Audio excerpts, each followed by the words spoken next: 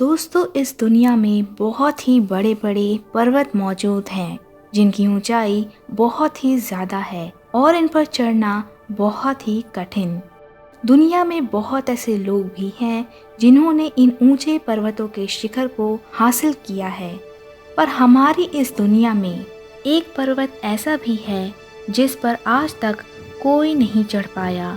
जी हाँ, कैलाश पर्वत एक बहुत ही विशाल पर्वत है जो कि तिब्बत में स्थित एक पर्वत श्रेणी है जिसे भगवान शंकर का घर भी कहा जाता है। दुनिया का एकमात्र ऐसा पर्वत है जो अभी तक अजेय है और इस पर चढ़ना बेहद ही कठिन है। दुनिया के बहुत से पर्वतारोहियों ने कैलाश पर्वत पर बहुत बार चढ़ने का प्रयास किया, पर हर बार उन पर्वतारोहियों के हाथ सिर्फ नाकामी ही लगी और उनमें से बहुत से पर्वतारोहियों को अपनी जान भी गंवानी पड़ी। दोस्तों, आज दुनिया के बहुत से लोग यह मानते हैं कि कैलाश पर्वत पर भगवान शंकर का वास है और बहुत से वैज्ञानिक और बुद्धिमान लोग भी इस बात को नकार नहीं पाते। दुनिया भर के करोड़ों हिंदू अनुयायियों के लिए यह पर्वत आस्था का प्रमुख केंद्र है और लोग दूर दूर से यहाँ यात्रा करने आते हैं। कहा जाता है कि इस पर्वत पर समय बहुत ही तेज चलता है और दुनिया के बहुत से वैज्ञानिकों ने यहाँ अपने बालों और नाखूनों को बड़ी ही तेजी के साथ बढ़ते हुए महसूस किया है, जिससे ये अनुमान लगाया जा सकता है कि यह समय हमारी दुनिया से बहुत ही तेज चलता है और इसका कारण आज भी कोई पता नहीं लगा पाया। दोस्तों, इस पर्वत का हिंदू शास्त्रों में अपना अलग ही महत्व है। जब सूर्य की किरणें इस पर्वत पर पड़ती हैं, तब यह पर्वत स्वर्ण के समान प्रतीत होता है। दुनिया के बहुत से वैज्ञानिक और बुद्धिजीवी लोग कहते हैं कि धरती का केंद्र अगर कहीं है तो वह है कैलाश पर्वत। क्या आपको पता है, तिब्बत के बहुत से धर्मगुरु यह बताते हैं कि कैलाश पर्वत के चारों ओर एक अलौकिक और रहस्यमयी शक्ति का प्रवाह होता है। कई जानकार ये बताते हैं कि यहाँ पुण्य आत्माएं ही रह सकती है। कैलाश पर्वत और उसके आसपास के वातावरण पर अध्ययन कर चुके रशिया के वैज्ञानिकों ने जब तिब्बत के मंदिरों में धर्मगुरुओं से मुलाकात की तो उन्होंने बताया कि कैलाश पर्वत के चारों ओर एक अलौकिक शक्ति का प्रवाह होता है, जिसमें तपस्वी आज भी आध्यात्मिक गुरुओं के साथ टेलीपैथिक संपर्क करते हैं।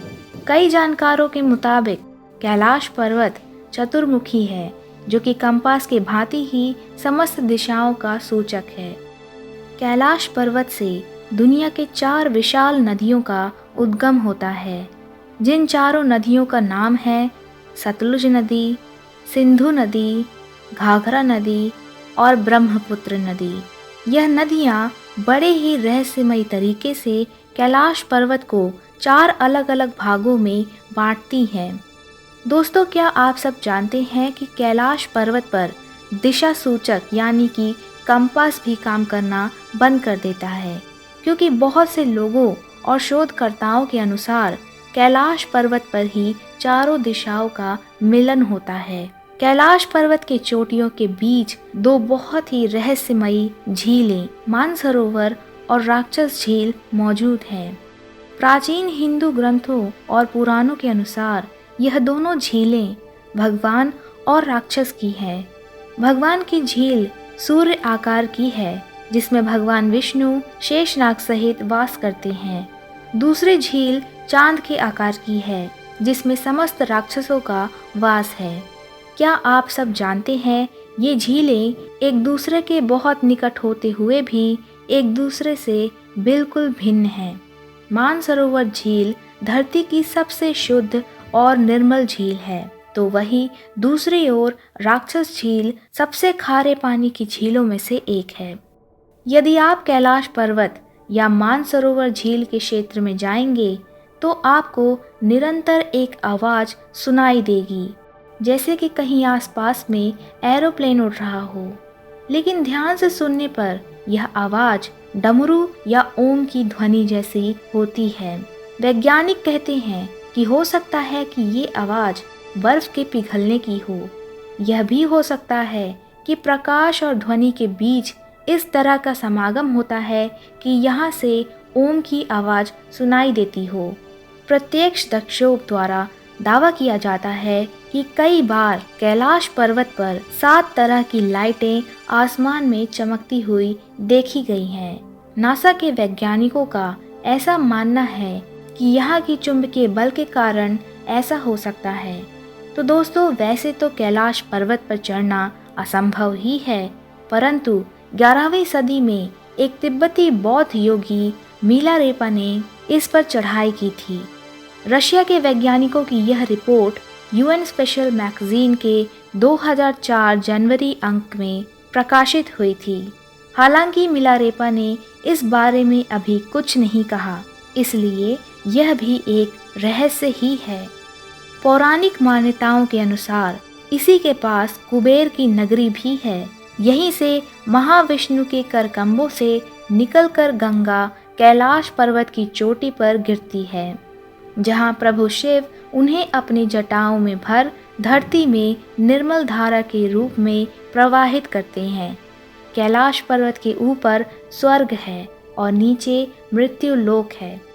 दोस्तों, क्या आप सब जानते हैं कि कैलाश पर्वत पर अक्सर ही रहस्यमयी हिममानव दिखाई देता है, जिसे वैज्ञानिक येती भी कहते हैं।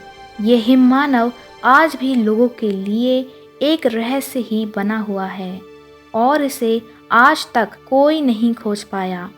दुनिया भर के बहुत से पर्वतारोहियों और खोजकर्ताओं ने यहाँ येती के बड़े बड़े पदचिन्हों को देखा है, पर वो भी इसे खोज पाने में नाकाम रहे। यहाँ बहुत ही दुर्लभ कस्तूरी मृग भी पाए जाते हैं, जिन्हें अक्सर ढूंढ पाना बहुत ही मुश्किल होता है। दोस्तों, कैलाश पर्वत हमेशा से ही साधुओं की तपस्या का प्रमुख गढ़ रहा है। यहाँ भारत, नेपाल और तिब्बत के विभिन्न हिंदू और बौद्ध साधु तपस्या करने आते हैं और माना जाता है कि यहाँ तपस्या कर रहे साधुओं के पास अद्भुत क्षमता होती है और यहाँ इन महान साधुओं की आयु भी हजारों वर्ष तक हो जाती है। साधु ठंडी, गर्मी और हर मौसम में यहाँ तपस्या करते हैं, जो कि बहुत ही कठिन कार्य है। दोस्तों, कैलाश पर्वत के आकार और रहस्यों को लेकर के अक्सर बहुत सी बातें होती रहती है, पर कई लोगों द्वारा यहाँ भगवान शिव के साक्षात दर्शन होने के भी दावे किए जाते हैं और गूगल मैप्स द्वारा भी यहाँ पर कई बार त्रिशूल, ओम और भगवान शंकर की आकृति देखने के मामले सामने आए हैं। लोगों का मानना है कि भगवान शंकर और अन्य देव रात में मानसरोवर झील आते हैं और यहाँ स्नान भी करते हैं।